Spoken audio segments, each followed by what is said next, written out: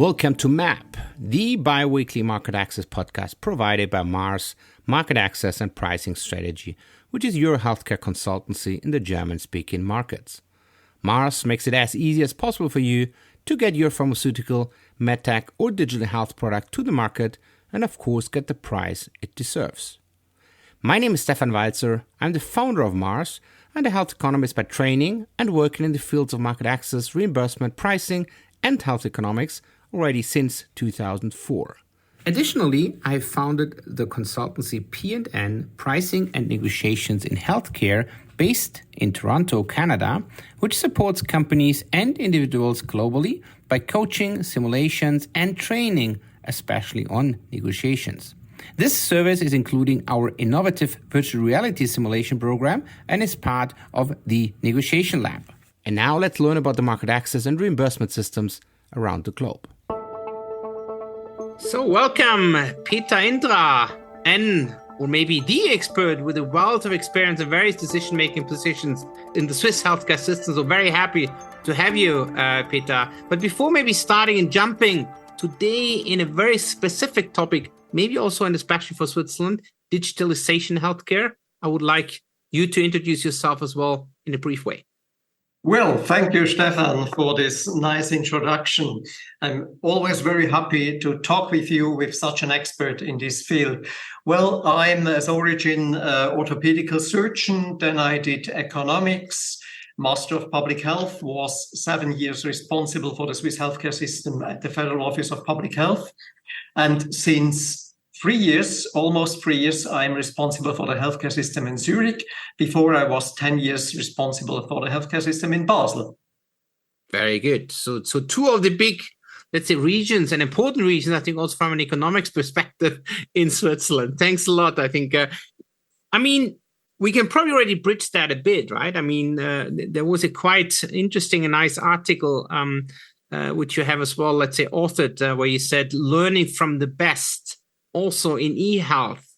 So before maybe jumping a bit and really see what we can maybe all learn from maybe the best, could you quickly summarize a bit the, maybe call it digitalization status in Switzerland, maybe with a focus on healthcare, just that everybody's getting a grasp where we're starting off?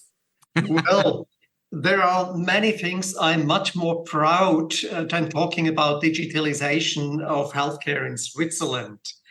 Well, honestly, in the field of digitalization, Switzerland seems to be rather a developing country than really the best in class.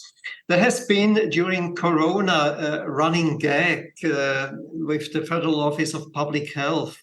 Many doctors and specialists are still sending information about patients, and this was vaccine information by FAX to the Federal Office of Public Health. And Anne Levy, the chief of the Federal Office of Public Health, was asked if she could the fax that they have to give to the Museum of Technology.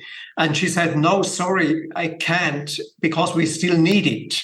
So you see where digitalization is. And I think when we look at the Bertelsmann monitor of digitalization, Switzerland is 14th out of 17 countries. And so it's not a good place for Switzerland. I think we are missing a lot of opportunities that we could have with digitalization.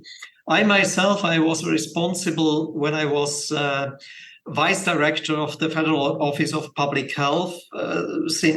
For 7 years, I was responsible for the first strategy for the electronic patient record in Switzerland, which we made for the Federal Council 2007.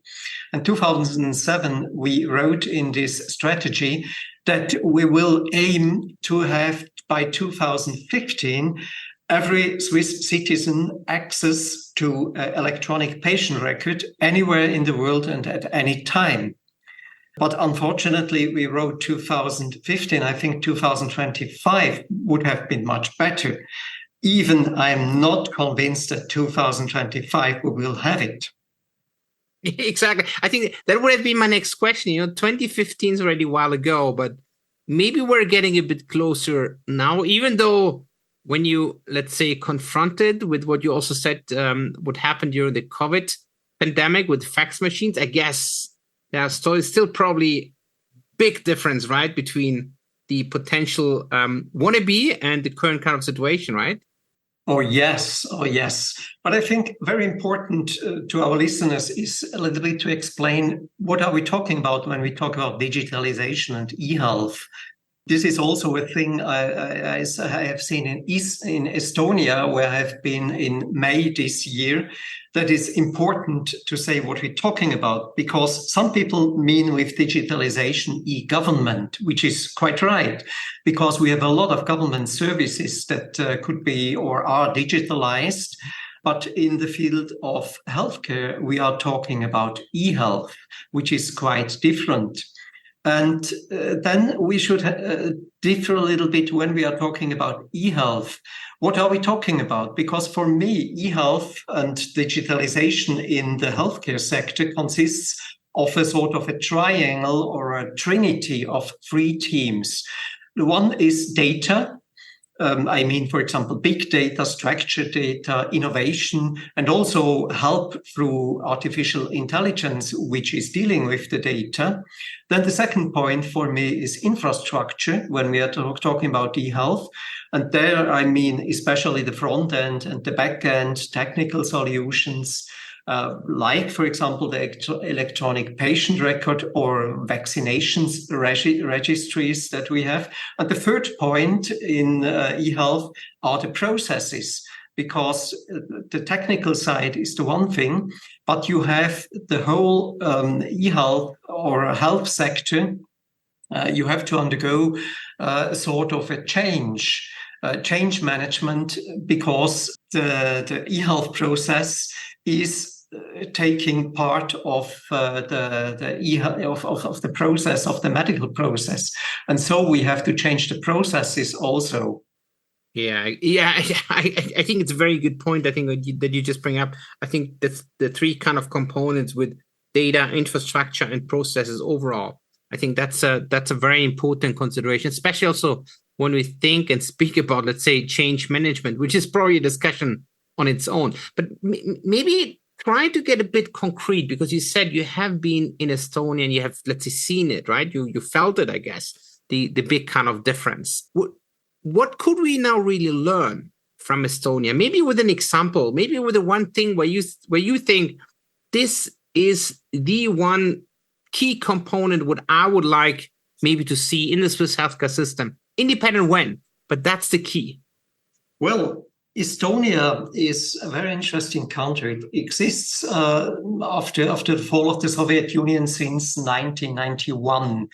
And they're really front runner in this field. Estonia is compared to Switzerland, as big as Switzerland about, but has only 1.3 million inhabitants, which is smaller than Munich, for example.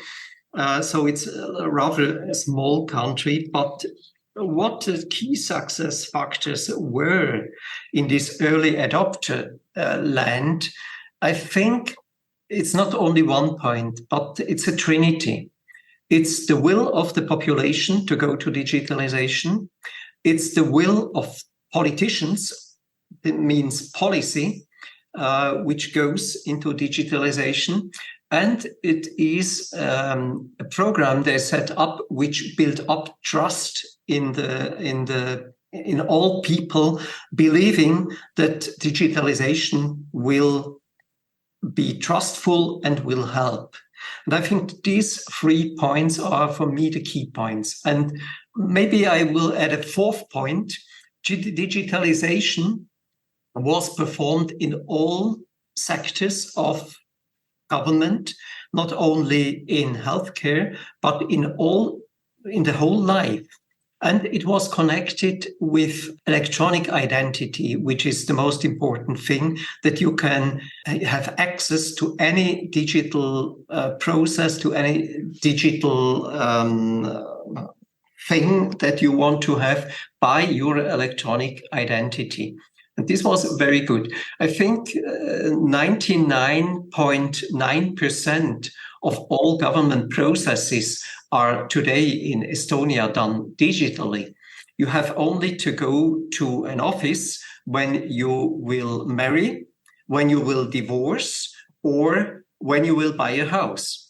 All other things will be done electronically. For example, if you want to own your own business and run your own business, it takes you something like 3 hours in front of your computer, and then you have your own enterprise. I don't know what's in Germany or in Switzerland, but it's at least more than 3 hours in front of your screen, right? You need at least to, let's say, visit a couple of offices. That is for sure. I think people are quite used to work with digital things, and it's also a very high trust in the system they have. Yeah, no, I agree, and I think, I mean, when I read your article, and it's very similar to the kind of current discussions in Germany around the electronic patient records and the installment and stuff like that. I think you mentioned also the so-called opt-out opportunity or possibility. Yeah. But I think what we now describe is obviously it's a totally different culture, right? I mean, if I would imagine the conservative Swiss, the conservative Germans, or also the conservative Austrians, I guess, would you not think that the opt-out might be politically absolutely correct? I think also maybe from a change management perspective, but if you would really think about an upcoming, up and running, functioning digital system, would that maybe not be kind of too dangerous? I think you point on the right thing. It's the data protection law that is quite different in Estonia than it is in Switzerland. In Switzerland, data protection is something that is rather like a barrier. You are almost nothing allowed. In Estonia, the data protection law really gives you help if something happens, but otherwise the system is quite open.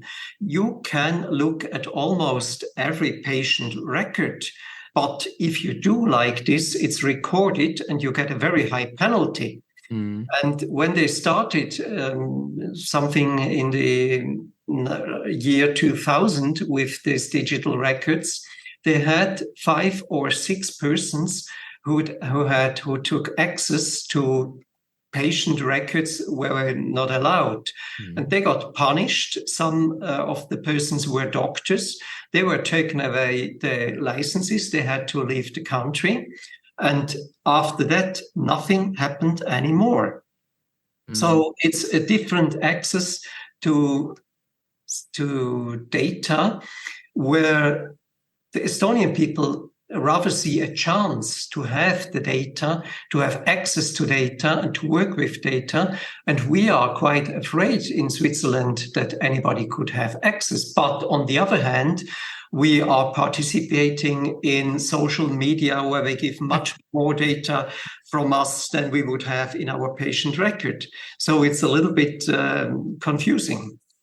I agree. I normally tend to say, look, I mean, whoever has a Facebook or a TikTok account should not have the opt-out rights, right? Yes. And Estonian people, they started as well with this data protection that they have from the beginning, the opt-out system. That means if you are not happy with the regulation, you opt out of the system and you don't give any data in your electronic patient record. But on the other hand, the law says that if any decision happens and the wrong decision is being taken because the doctors had not access to the data, it's the patient's fault, and he cannot ask for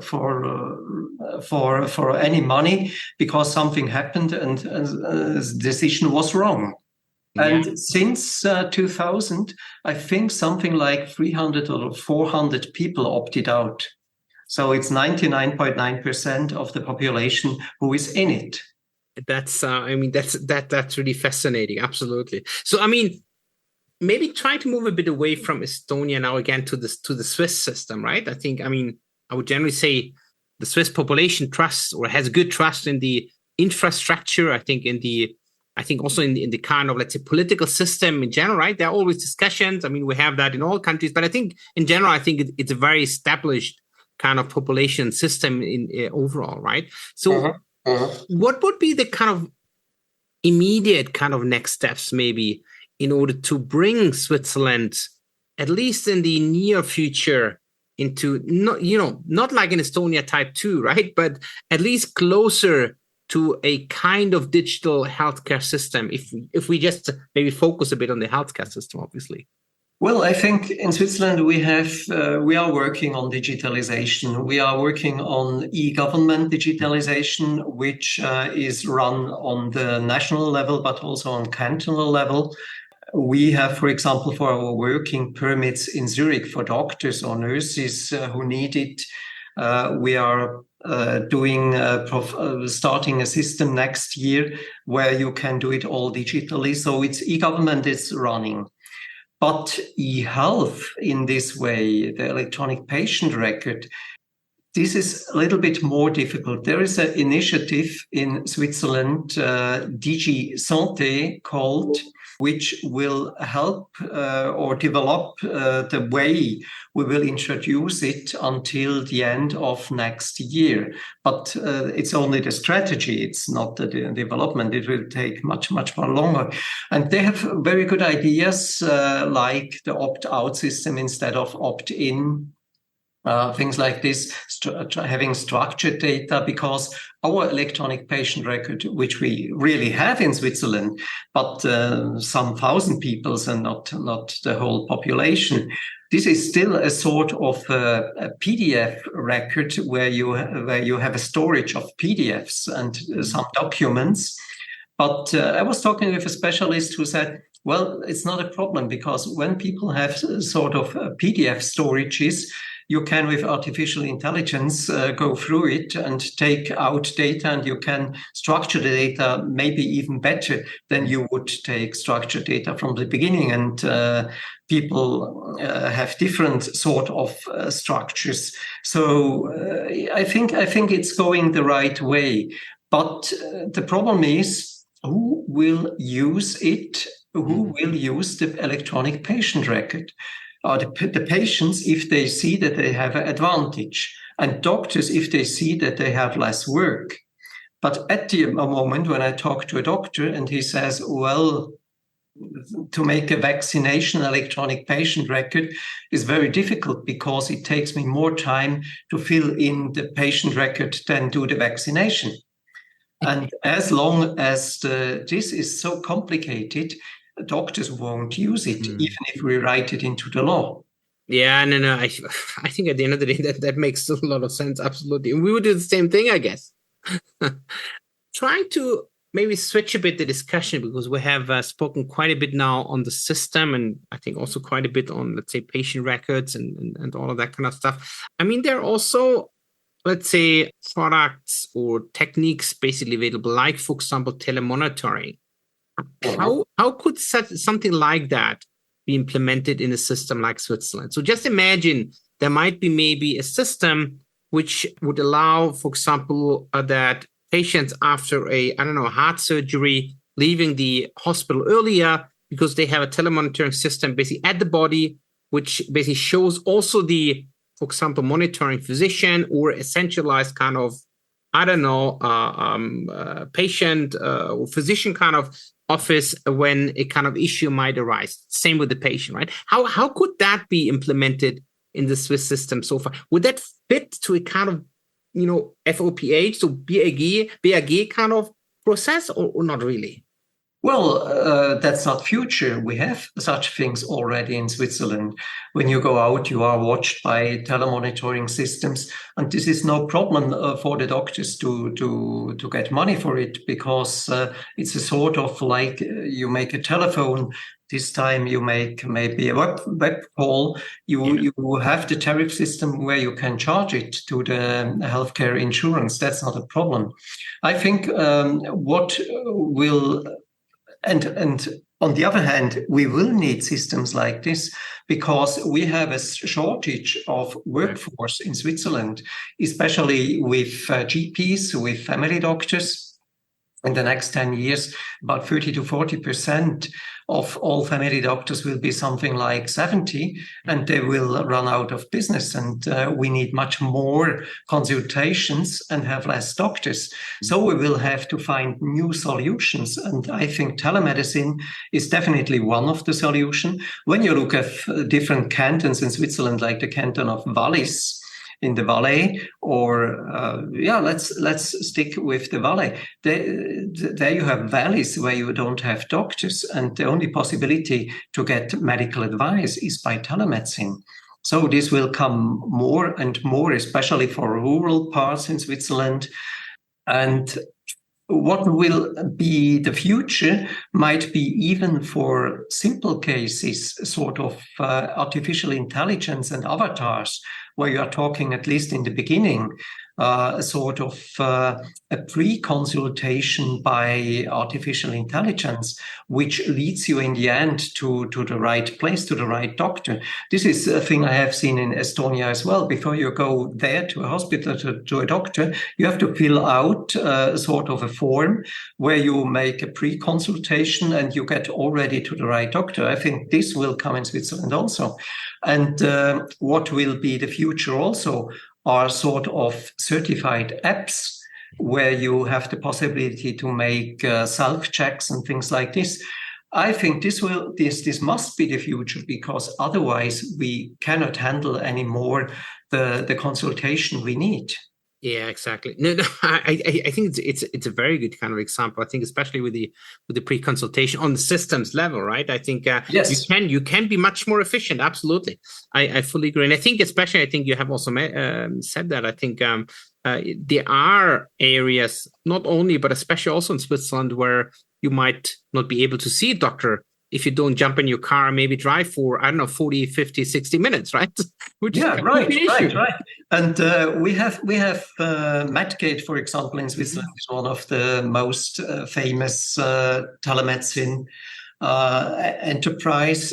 They had a sort of a health kiosk. It looked like a big egg out of plastic. And they can put such a thing in the middle of a rural place, and people can go in it. You have their telemedicine connections. You have their different devices which the patient himself can use it. And you can have a telemedicine consultation, and in the end you will have a drone which is coming, a little helicopter, and brings you the medicament, the medicine you need at home. So this will be the future. Yeah, absolutely. I mean, this sounds already again like the future, right? And we started with fax machines, but we're getting a bit towards the end where we have the drones and interesting kind of eggs with everything what could be used. And I think you have just brought up a good point as well. I think it's probably one of my last questions. I think you have also mentioned certified apps.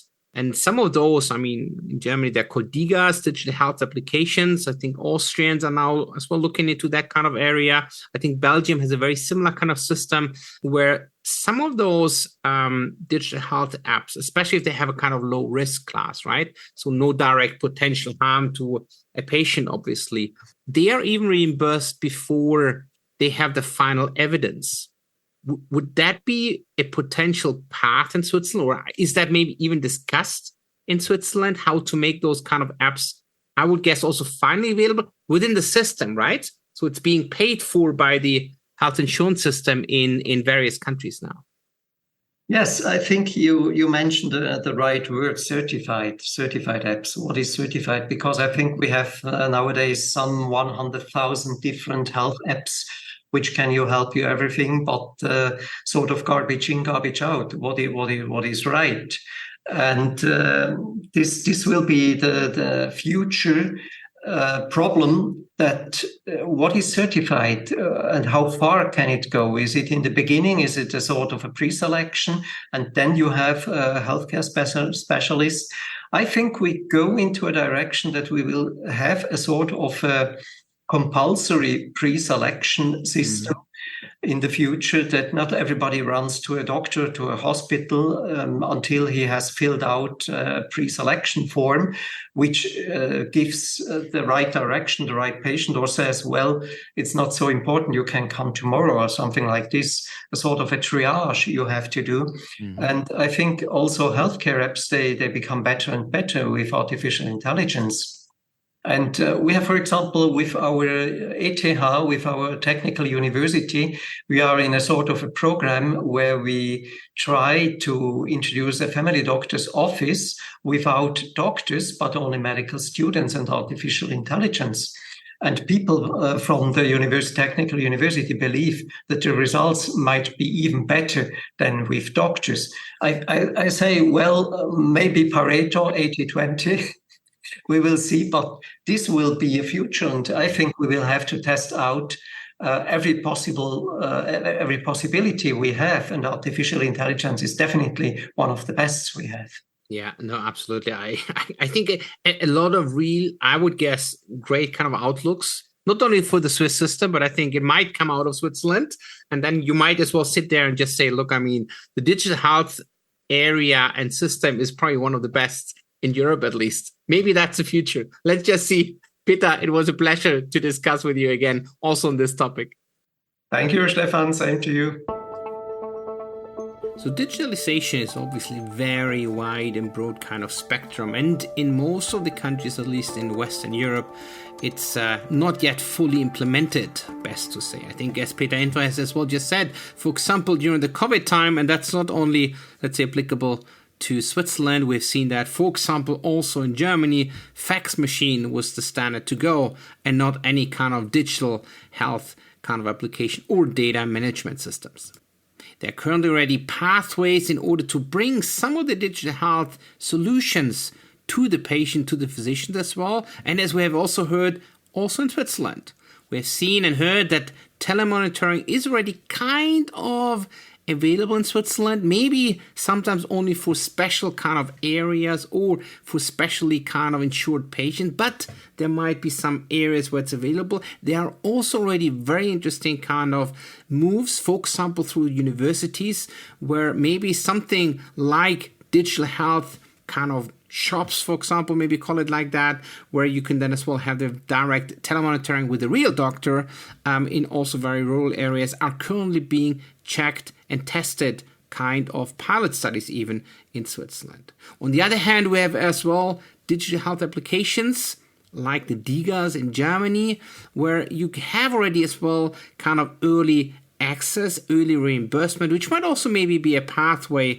where Switzerland might jump onto it. I think otherwise, we have only partly covered that now in the discussion. If there is a digital health application or a telemonitoring system basically available, all of that needs to be assessed, reviewed, and then finally decided on by the Federal Office of Health in Switzerland, so by the BAG. And that's still the kind of pathway to go as for any kind of medtech product.